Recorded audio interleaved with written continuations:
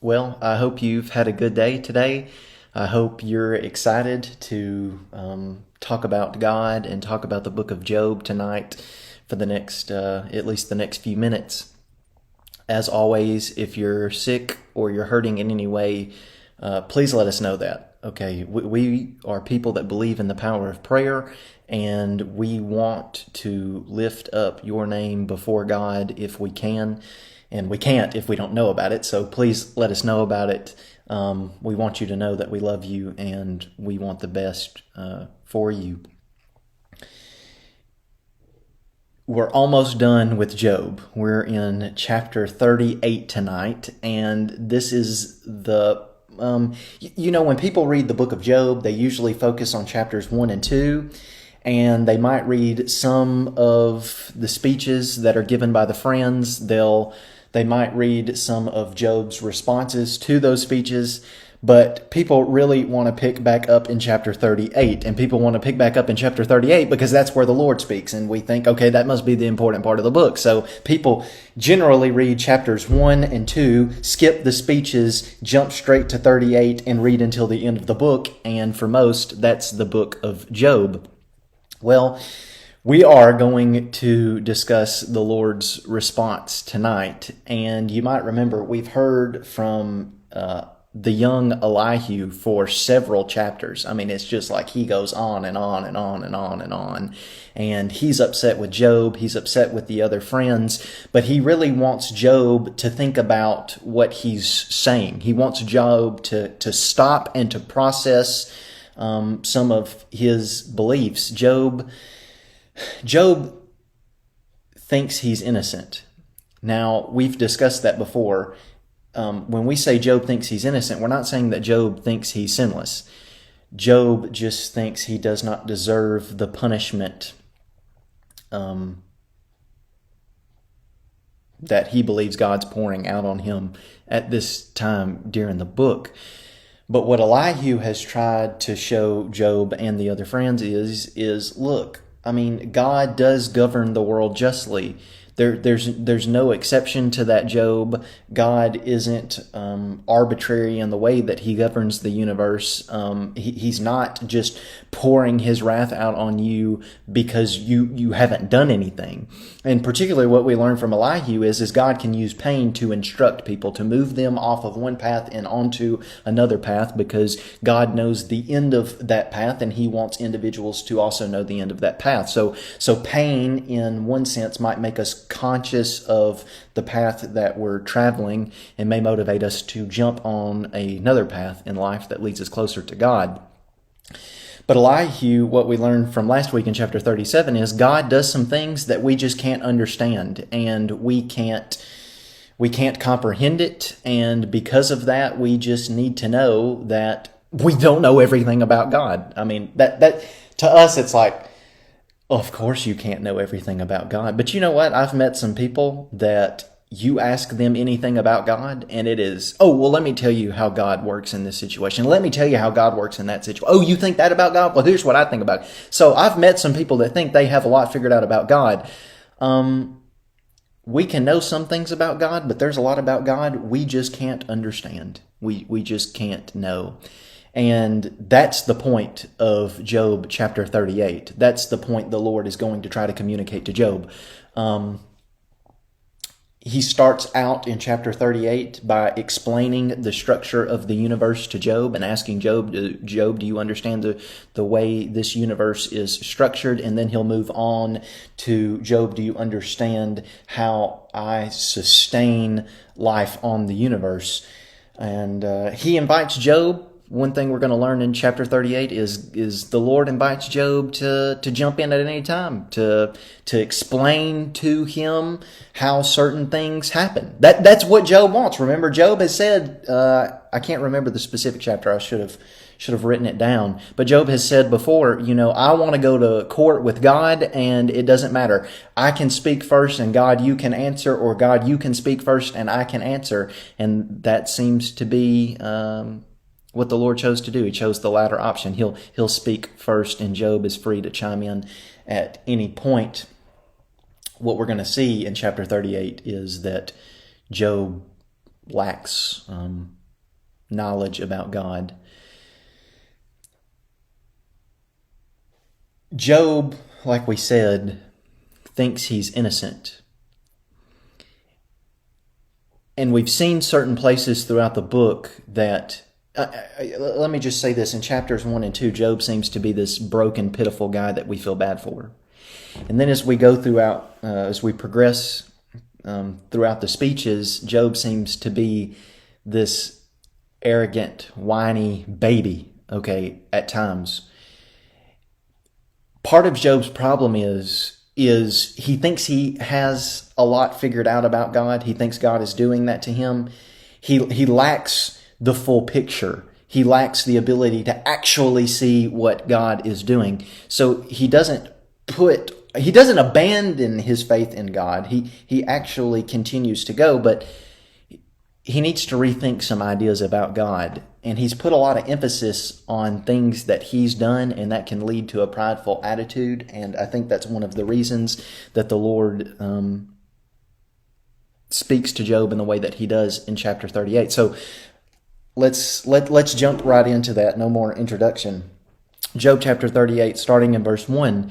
Then the Lord answered Job out of the whirlwind and said... The Lord answered Job. This is the first time the Lord there is Yahweh. He's called by his personal name. So this is the first time in the book Yahweh is used. Then Yahweh answered Job. Now, why do we need that? Well, Elihu has been speaking. So particularly the Lord isn't talking to the friends. He's not talking to Elihu. He's not talking to other bystanders that might be listening. He really wants to focus on Job. So the Lord answered Job out of the whirlwind and said. Now, the Lord is usually accompanied when he reveals himself by a mighty storm, wind, fire, right? We see these things throughout the book of Exodus with the commandments being given at Sinai. We see some of this in Ezekiel. It's a way for the Lord to reveal himself, but hide himself in the same way, right? Through these powerful elements, a wind, a cloud. He's still able to veil himself, but also reveal himself in such a way that people know that this is the Lord. So no surprise here. He's revealing himself through a whirlwind. Then the Lord answered Job out of the whirlwind and said, "Who is this that darkens counsel by words without knowledge?" This is interesting. Darkens counsel. Remember, we've already seen with the great hymn of wisdom in the book of Job that wisdom resides with God. God has wisdom. Wisdom is a part of God. God knows everything. He knows things that humans aren't able to understand or comprehend. We've already said that. Well, Job has spoken on some things that he should not have spoken on because he has no knowledge. So his words have been useless. He doesn't know what he's talking about in essence. Well, God is saying, Job, you've darkened that counsel. You've said some things that you don't really know, Job. In essence, you've just spoke a bunch of words that are empty. Now, that's interesting because the friends have accused Job of doing that very thing. Well, you get to verse 3. Dress for action like a man, or some translations, gird up your loins like a man. I will question you, and you make it known to me. Well, we've already talked about that. God said, I'll speak first, and I tell you what, if you can answer me, have at it, Job. Gird up your loins, or dress for action like a man. Tuck your tunic in your belt. That way it doesn't get in the way and you can focus on your robe tuck your robe in your belt. That way you can focus on what you need to focus on without no distraction. I want your full attention on me. And if Job is going to answer, it's going to take everything within Job to do it. Okay, we've already seen throughout the book, Job acknowledges that God is so powerful that he might overpower him, or at least can overpower him if he chooses to do that. And God is so smart that he can outwit Job at any moment. So Job needs to focus his full attention on what God is saying. Where were you when I laid the foundation of the earth? Tell me if you have understanding. Who determined its measurements? Surely you know. Or who stretched the line upon it? On what were its bases sunk? Or who laid its cornerstone? When the morning stars sang together and all the sons of God shouted for joy. God is the master builder. That's the image we get in Job chapter 38, verses 4 through 7. God was meticulous, very meticulous when he created the earth. He laid the foundation of the earth. He found space to do it, and it was a particular spot that he wanted to build upon. And he asked Job, were you there when I did this? Do you have the knowledge and understanding to explain that to me? To explain to me how I laid the foundation and why I did it in such a particular way. He even goes as far to say, who determined its measurements? God, who stretched the line up on it. It's like his measuring tape. God created the world in a very precise way, and creation acts accordingly because of that. Can you explain that, Job? Can you tell me how it works? You see, Job, if you were there, you could explain more than you could at this moment, but you weren't there. When I was creating Job, did you get to witness all the morning stars gathering together and watching this event and singing praise to me? Did you get to do that, Job? Or when I finished laying the foundation of the earth, did you get to witness the angels singing praises to me? Well, of course you didn't, because you weren't there, you weren't alive. Or who shut in the sea with doors when it burst out from the womb, when I made clouds its garment and thick darkness its swaddling band, and prescribed limits for it, and set bars and doors, and said, thus far you shall come and no farther, and here shall your proud waves be stayed. God created the sea. Throughout creation myths in the ancient Near East, various creation myths, the sea is presented as this symbol of chaos, and for good reason, right? When a storm rages about over the sea, what happens to the sea? It does all sorts of crazy things. It's chaotic. So you get the idea of why the sea would be a symbol of chaos. God created the sea. He's the one that formed it in the womb, prescribed its certain characteristics, and when he was ready, he allowed it to come into existence. He is the one that is Lord of it, because God said, the water can only go so far. He's put a limit there. It doesn't matter if it's so chaotic you think maybe it'll spill past that limit. It's not going to happen. God controls the sea. God is powerful. God is Lord of everything. And he invites Job to tell him how that works. Can you explain that to me, Job? Can you explain to me why the sea stops at a certain point? Why it won't go past that point? Can you explain to me why the sea does the things that it does? Of course not.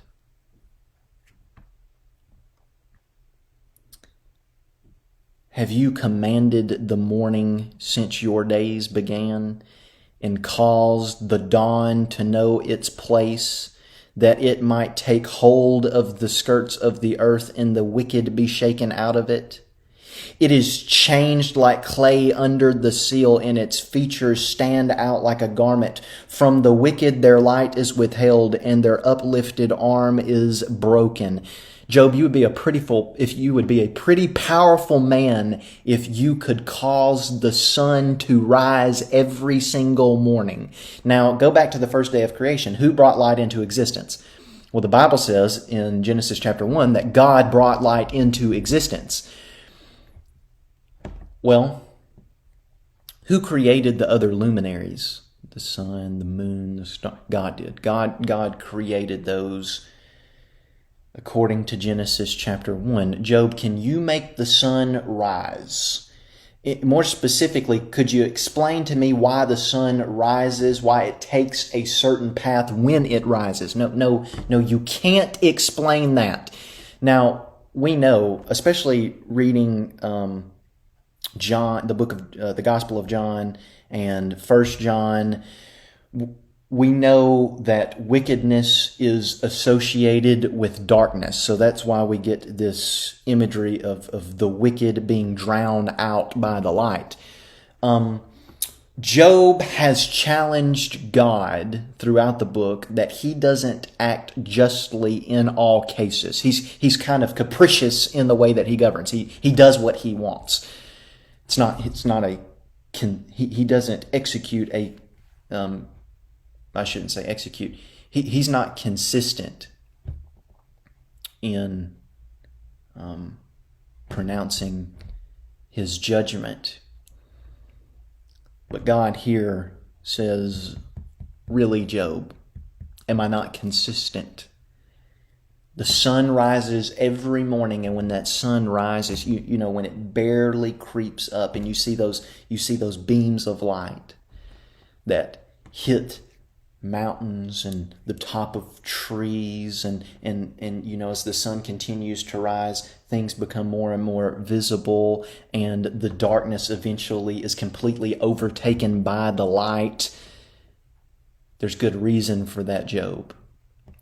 Now remember, we've talked about certain things that happen in the night, and we see that throughout wisdom literature, especially in the book of Proverbs. When does the thief come out? Night. When does the murderer murder people? He does it in the night. When does the adulterer and adulteress decide to act on their desires? They do it in the night because they don't want to get caught. They use the night to their advantage. Now they don't work during the day. In the day, their deeds can be exposed, and they don't want that to happen.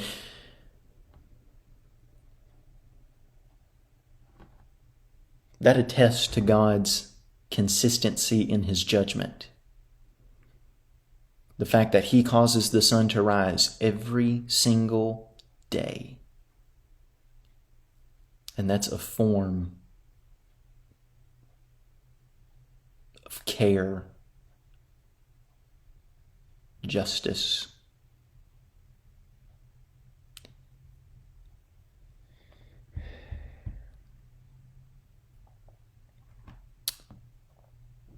We're going to stop. We're at 19 minutes, and I would hate to rush through the rest of this chapter. I mean, there's just things that we learn about God that maybe we already know, but we haven't thought about in a while, and it's refreshing to read these things, so I don't want to rush that. So we're going to stop, and we're going to pick up in verse 16. But as always, I hope you're doing well. I can't wait to see everybody Sunday. God bless.